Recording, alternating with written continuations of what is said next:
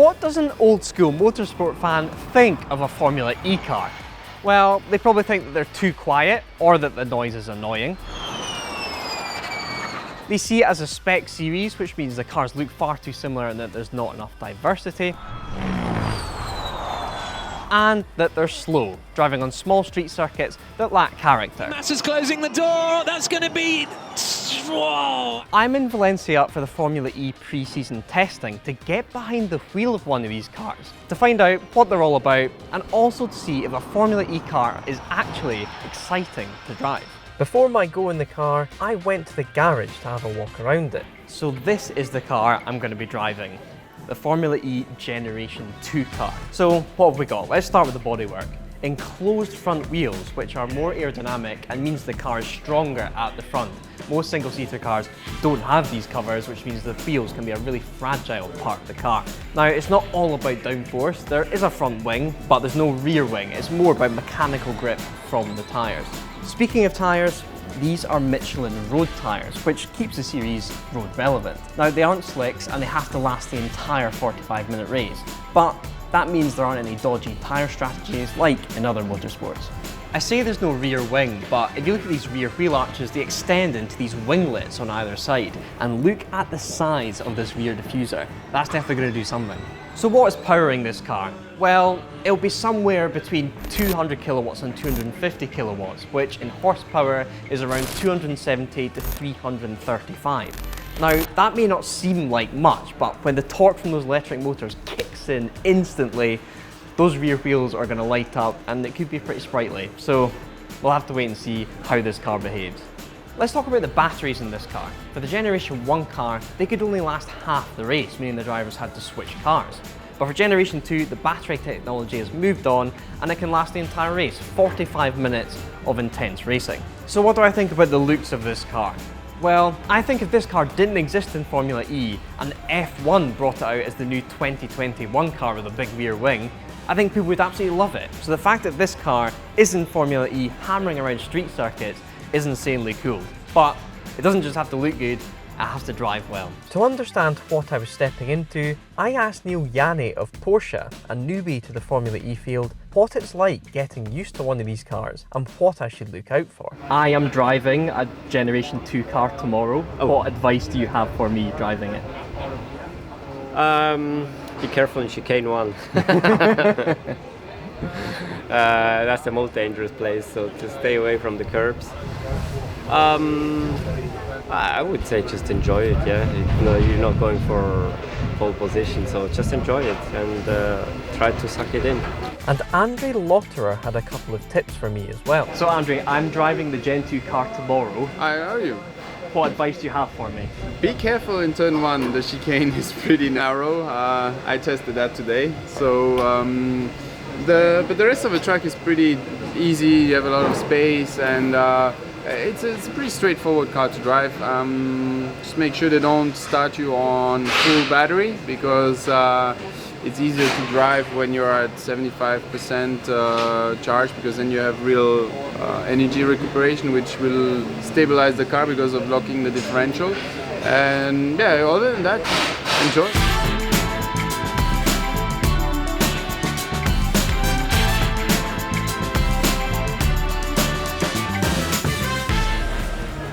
I'm about to really elegantly get into this car. I'm notoriously not flexible in the slightest. I'm in. It's not long before I'm strapped in and I'm about to have a chat with the guy that looks after this car, who knows how much it is worth and knows exactly what can go wrong. Cool. So you've got 3 primary inputs, throttle, brake and steering. That's all you've got to operate. Everything else is automatic on here. So that all seemed fairly simple. I just needed to go out there, work those pedals, get some heat in the tyres and crack on. I'm rolled into the pit lane and then sent on my way. Okay, when you're ready, just set the accelerator away. Okay. And off I go. What you can hear initially is the sound of the electric motor spinning at low speed. That is a new sound, I must say. The car does not like being driven slowly like this. I guess it's like most race cars, they need to be driven as fast as possible. They don't like chuntering down a pit lane like this. I'm out the pit lane and I'm doing what I've been told, checking the brake pressure and just getting used to the pedals, seeing what the inputs do.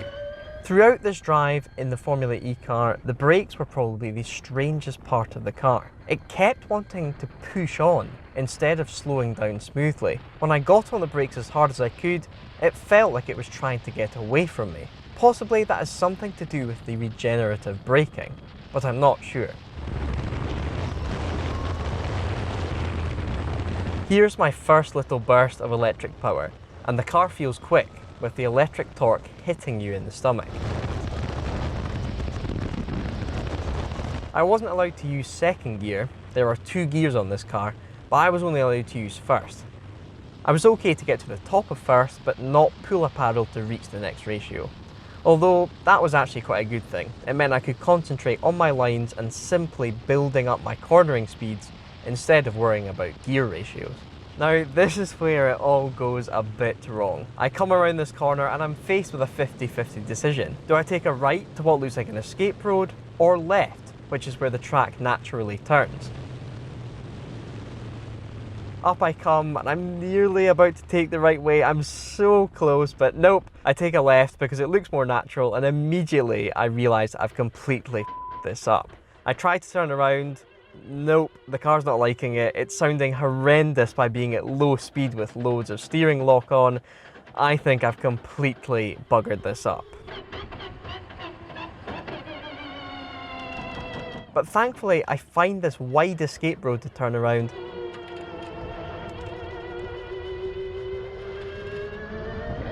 Round she goes, and although it's not exactly best practice to drive backwards up a circuit, I'm absolutely certain that I am the only car on track. So back I go, take a left, and thankfully I'm back on track.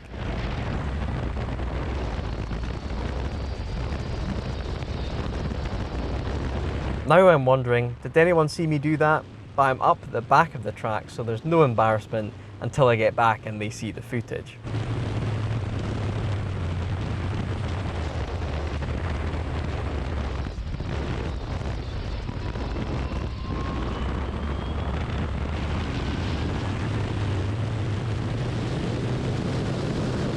So this is me getting to the top of first gear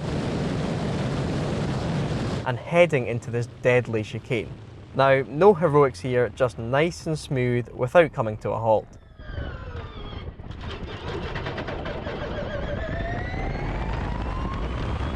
Now that there's some heat in the tyres and some heat in the brakes, I can get a move on.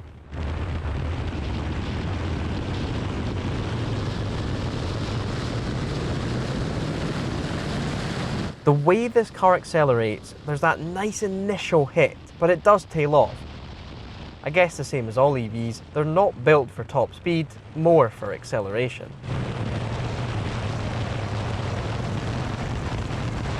Although the rubber may be classed as Michelin road tyres, they seem to grip just as well as road-going semi-slicks and feel great through the higher speed bends.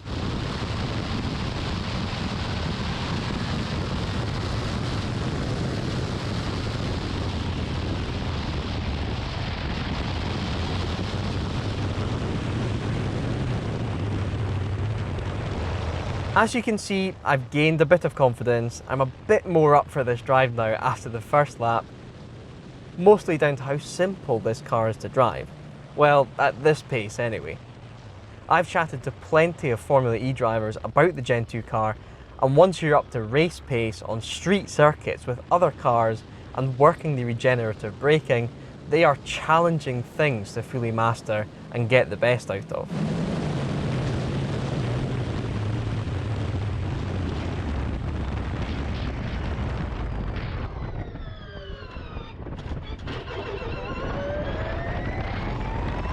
So this is me now entering my final lap, and thankfully I've gained the confidence to give it a bit more.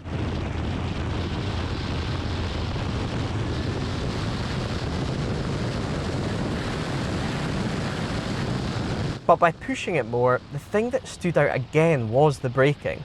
The car seemed to constantly want to get away from me, almost as if I was over-slowing it. Especially this braking zone here. I go way deeper than I wanted to. The line is way in on the left there, and I've gone quite deep. It doesn't look that dramatic, but in the seat at that moment, I thought I was heading off and fully crapped myself. With a bit more time, I'd like to get used to the brake so that I could commit the car to corners a bit more. I pinned the throttle out of the last corner and then back into the pits.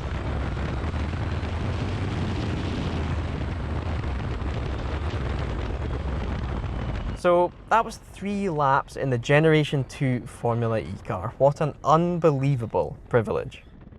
Really interesting braking system on this thing. I need to have a chat with an engineer about how that was, but fantastic. Are you on the brakes? Oh, sorry. Heavier than normal. Panic braking. Whew. What an experience. That thing shifts.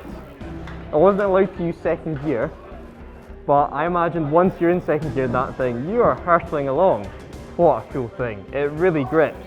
Those Michelin tyres, considering they're not slicks, they really perform. Whew. Right, I need a drink, a chill out, and then we'll debrief later. So what to make of this car? I didn't get too long in it, only 3 laps, but I must say when leaving the pits, I realised to myself that this is at the top of its own game. If you think about this car, it's not a GT3 car, it's not an F3 car like there's other championships above it. This is at the top of the electric racing tree, so what a privilege to get behind the wheel of it.